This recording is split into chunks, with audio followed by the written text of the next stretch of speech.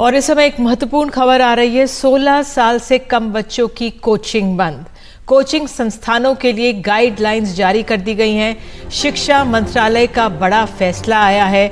आइए सीधे चलते हैं अपने सहयोगी परिमल कुमार के पास। परिमल, जरा बताइए क्यों ये फैसला लिया गया है। हाल में हमने देखा था कितने सुसाइड्स भी हो रहे थे और लगातार ये आंकड़े बढ़े भी हैं। क्या ये कारण हो सकता है?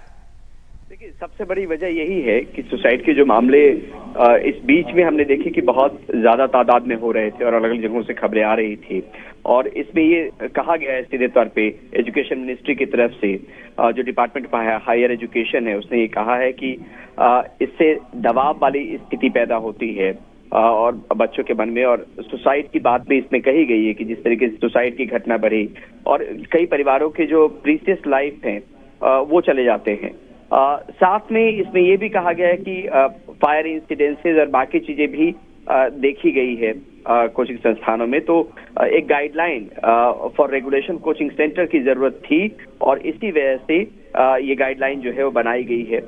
बहुत डिटेल में ये चीजें कही गई है, जिसमें ये देखा गया कि बहुत सारी चीजों को जोड़ के ये गाइडलाइन जो तैयार की गई है।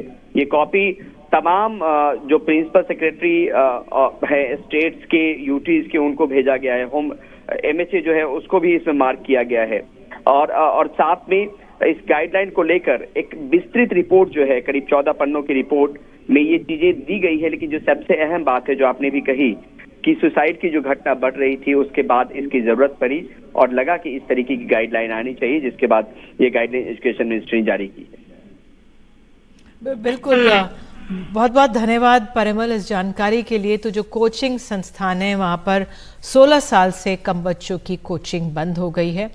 ये एक तरह से सीधे संदेश है कोचिंग इंस्टीट्यूट्स को भी, माता पिता को भी, क्योंकि जिस तरह से सुसाइड्स की घटनाएं बढ़ी थी, आंकड़े बहुत वाकई में चिंताजनक हम सबके सामने आ गए थे।